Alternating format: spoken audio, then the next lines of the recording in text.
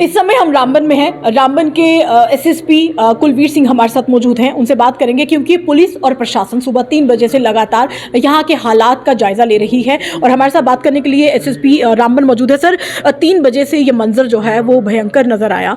आपको जब पता चला, जब मैसेज हुए, तो किस तरीके से लोगों को इस रेस्क्यू किया गया? और बाकी के लोग, हालांकि 3 लोगों की मौत भी यहाँ पर हुई है, लेकिन वो 3:30 का मंजर था जो बारिश हुई, लेकिन अब शाम को 5 बजे से फिर लगातार बारिश हुई है। ऐसे में कैसे स्थिति से निपटा जाएगा?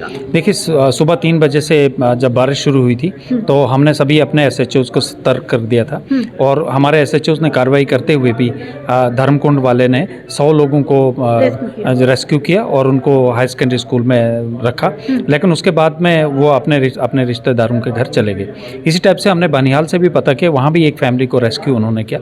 चंद्रकोट में हालात ठीक थे और बटोत में किसी कदर तक हालात ठीक थे, लेकिन रामबन में जो सबसे बड़ी प्रॉब्लम थी, और हमारे एसडीपी और एसएचओ उस ठीक 4 बजे आके मोहल्ले में पहुंचे, आगे पीछे के मोहल्ले में चेक किया और जहां तक भी लोगों की रिक्वायरमेंट थी उसको पूरा किया।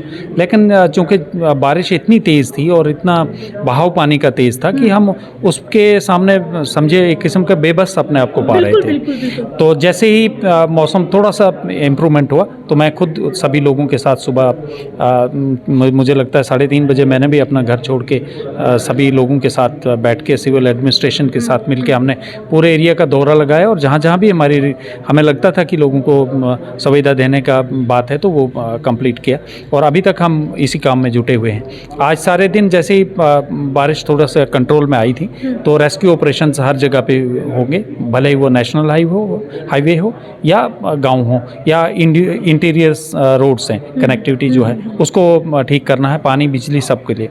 लेकिन अचानक फिर अभी आपने देखा है कि दोबारा बारिश शुरू हो गई और इस बारिश के कारण जितना भी रेस्टोरेशन वर्क हुआ था वो दोबारा हैम्पर हुआ है। बिल्कुल पीछे हमने देखा जब वो एक जेसीबी ने वो कोशिश की जो मलबा हटाने की, हमने देखा कि वो हाईवे से हम 20 फुट ऊपर है, इतना ज़्यादा मलबा आ चुका था। लेकिन ऐसे में तो बहुत चुनौतियों का सामना करना पड़ेगा प्रशासन को भी और पुलिस को भी। चलिए, चुनौतियाँ तो हैं ही हैं क्योंकि कुदरती आपदा है, इसमें बहुत ज़्यादा इस टाइप का है, इसमें तो हमें चुनौतियों का सामना करने के लिए हम करना पड़ेगा और उसके लिए बारिश लगातार बढ़ती जा रही है। ऐसे में क्या करें? सबसे बड़ी हमारी प्रॉब्लम है कि बारिश पहले रुके तो उसके बाद में हम कोई कार्रवाई शुरू करेंगे, क्योंकि उससे पहले जितना भी दिन को काम हुआ तो अभी मुझे लगता है चेक करना पड़ेगा कि कितना उसको दोबारा कुलवीर जी, कुछ रास्ते ऐसे हैं जैसे रोड कनेक्टिविटी नहीं है, सिग्नल नहीं है, फोन नहीं चल रहा है, बिजली नहीं है। ऐसे में लोग जो फंस चुके होंगे वो किस तरीके से आपकी टीम वहां पर पहुंचेगी और लोगों से कनेक्ट करेगी कि किसी बुरे हालात में तो नहीं फंसे? देखिए, हम पूरे अपने पुलिस स्टेशन के माध्यम से हर जगह पे कनेक्टेड हैं। हमारे पुलिस स्टेशन के एसएचओस ने हर गाँव के आदमी का नंबर रखे हुए हैं और वहाँ पे हमने पता किया हुआ है, कहीं पे कोई ज़्यादा प्रॉब्लम नहीं है। जो 3 मौतें हमारी पे हुई हैं यहाँ सेरी के ऊपर गाँव में बागना में, वो 3 मौत से हैं, उसके अलावा कोई नहीं है और कोई भी लोग हमारे फंसे हुए नहीं हैं। उन सबको ज़रूरी मदद पहुँचाई गई है। कुछ हमारी गाड़ियाँ नेशनल हाईवे के ऊपर खड़ी थी जिनको रेस्क्यू करना हुआ, उनको नुकसान तो ज़रूर हुआ बट उनमें बैठे हुए लोग नहीं थे उस वक्त। लकली इंसिडेंट रात को हुआ है और उस वक्त लोग बहुत कम थे वहाँ पे और उनको हमने रेस्क्यू करके जम्मू की तरफ भेज भी दिया है। इस वक्त भी हम अभी सोच रहे हैं और इस वक्त नेशनल हाईवे बंद है और हमें पूरी उम्मीद है कि इस वक्त कोई भी लोग नहीं है। चारों तरफ से हमने जितने भी पुलिस स्टेशन के माध्यम से लोगों को रोक के रखा है, कोई भी वेंचर आउट नहीं करेगा और सबको बता दिया गया। उनको हमारे कंट्रोल रूम के तरफ से, सिविल एडमिनिस्ट्रेशन के कंट्रोल रूम के माध्यम से हम उनको बता रहे हैं कि वो वेंचर आउट ना करें। जैसे ही सिचुएशन इंप्रूव होगी तो उसके बाद में वो बाहर निकले। कुलवीर जी, हम जब जहाँ पर पहुंचे तो हमने देखा कि कुछ होटल रेस्टोरेंट हैं जो आधे पानी में, मतलब मलबे में डूब गए हैं और उस होटल में जो लोग रुके थे उन्होंने एक सेल्फ वीडियो बनाया था कि रात को कैसा मंजर उन्होंने देखा।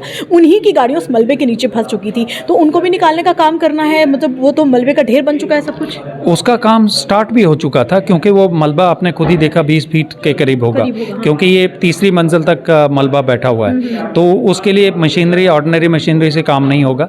दिन को हमने मशीनरी स्टार्ट भी की थी, अब देखते हैं कितना वो उसके ऊपर काम हो पाता है और ये 2-3 दिन के अंदर हमें इस क्लियर करके सारी चीज़ें रेस्टोर करनी है। लेकिन लकली वहाँ पे उस होटल में किसी का जानी नुकसान नहीं हुआ है। बिल्कुल, ये बहुत अच्छी बात रही कि होटल में किसी का नुकसान नहीं हुआ, लेकिन 3 लोगों की मौत यहाँ पर हुई है।